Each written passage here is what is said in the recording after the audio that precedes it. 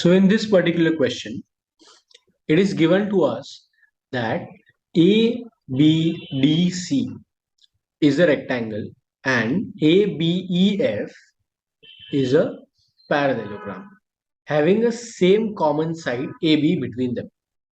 And we have to prove that CDEF is a parallelogram and area of CDEF is sum of areas of the rectangle and the parallelogram which is given in the question. So here we can have first step in the given section is that quadrilateral ABDC is a rectangle and quadrilateral ABEF is a parallelogram, right? We'll need a construction in the second part of the question, which is kept empty as of now, to prove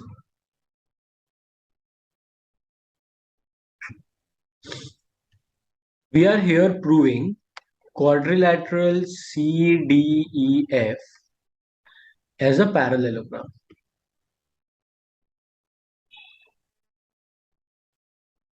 Okay, now to prove any quadrilateral, a parallelogram, you just have to show that opposite sides are parallel, है ना? लेकिन वो तो trapezium में भी होता है. One pair of opposite side is parallel, वो ट्रेपेजियम में भी हो सकता है. So in order to prove it a parallelogram, you have to show that both the pairs of opposite sides are parallel. So if CDEF मेरा quadrilateral है जिसे मुझे parallelogram prove करना हो, तो मुझे CD और EF को parallel prove करना होगा as well as CF और DE को भी. Or else the other method is कोई भी एक ऑपोजिट पेयर ऑफ साइड्स को पैरेलल और इक्वल दोनों प्रूव कर दो, तो तुमको दूसरे पेयर की रिक्वायरमेंट ही नहीं है.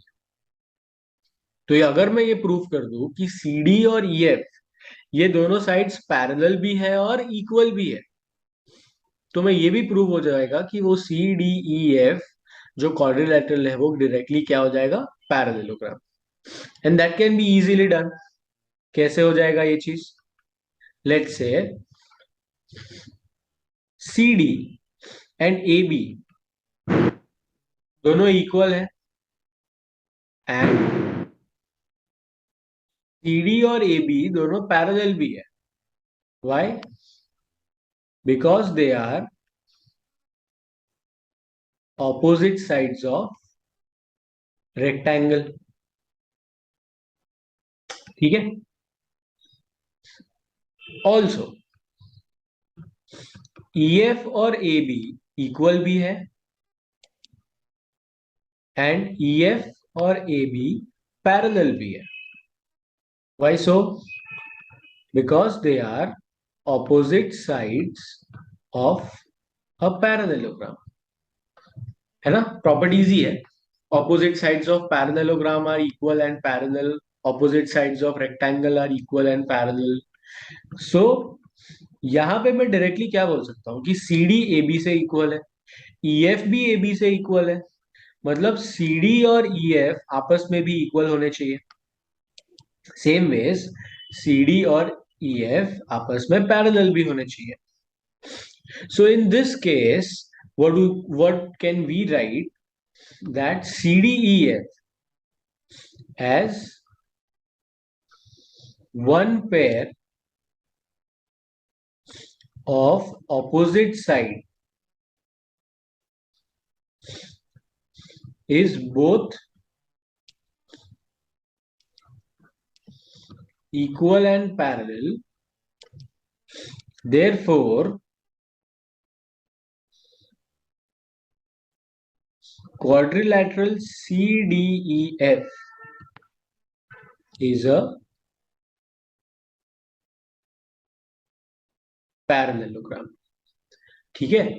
यहां पे किस चीज का यूज किया है हमने यहाँ पे एक प्रॉपर्टी का यूज किया है जिसके अंदर ये बोला जाता है that if a quadrilateral is having one pair of opposite side equal as well as parallel, then that quadrilateral has to be a parallelogram. Okay, so this was the first part of the question, जहां पे हमने क्या किया है, हमने सिर्फ proof किया है कि सी डी ई एफ एक पैरेललोग्राम है। अब जो दूसरा पार्ट है इसका, उसके अंदर वो ये पूछ रहा है कि एरिया उस क्वाड्रिलेटरल का क्या होगा। It is equal to area of rectangle ABDC and plus area of the parallelogram ABF. Now, in order to prove it, we have to construct we have to construct a straight line, a perpendicular from E. Okay, a perpendicular from E, like this. Let's say it is meeting the side AB in G and side CD in H. So here, तो हमने यहाँ पे जो construction है उसमें construct क्या किया है, we have constructed EH perpendicular to CD such that EH meets AB in point G।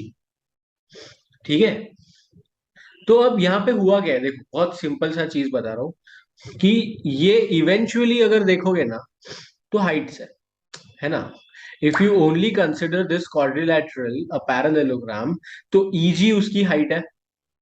अगर तुम कंसिडर करते हो सी डी ई एफ, तो ई एच उसकी हाइट है।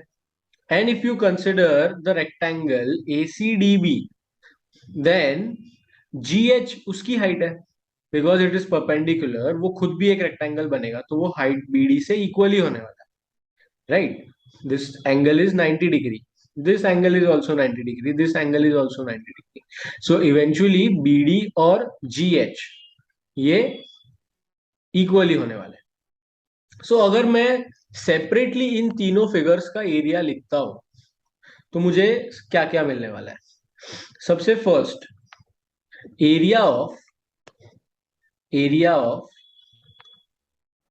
C D E F, that will be a parallelogram whose area will be base into height। तो उसका base है सी डी और जो हाइट है वो है ई एच। ठीक है, यहाँ पे एक डायग्राम में क्लियरली दिख रहा है कि उसका बेस यहाँ पर सी डी है, this C D is the base and the E H is its height. अब मुझे ये प्रूफ करना है कि ये एरिया इक्वल होगा रेक्टेंगल और छोटे पैरेललोग्राम से। So now by the construction can I write E H as E G plus G H, क्योंकि वो कोलिनियर है। If I bracket multiply, then I can write it as C D into E G plus C D into G H. लेकिन C D और A B ये दोनों तो equal है, opposite sides of the rectangle. तो क्या मैं यहाँ पे सी डी इंटू ई जी को ए बी इंटू ई जी लिख सकता हूं, because C D and A G are equal. So this can be written as AB into EG, और इसको मैं सेम रखता हूं। तो अब इससे हुआ क्या, देखो AB इंटू EG जो फर्स्ट पार्ट है डायग्राम में, देखो क्या वो छोटा parallelogram A B E F का बेस और हाइट का मल्टीप्लीकेशन नहीं है। तो इसको मैं area of parallelogram A B E F लिख सकता हूं, किसे, ए बी इंटू ई जी को, because that product is giving me the area of parallelogram A B E F।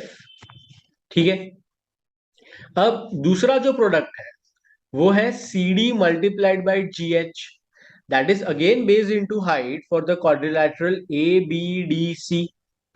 तो क्या मैं बोल सकता हूं कि ये ऐड हो रहा है area of the quadrilateral A B D C से, है ना। अब ए बी ई एफ तो पैरेललोग्राम है, मतलब मैं इसको लिख सकता हूं area of parallelogram A B E F. और दूसरा जो ए बी डी सी है वो रेक्टेंगल है, गिवन है ये दोनों चीजें।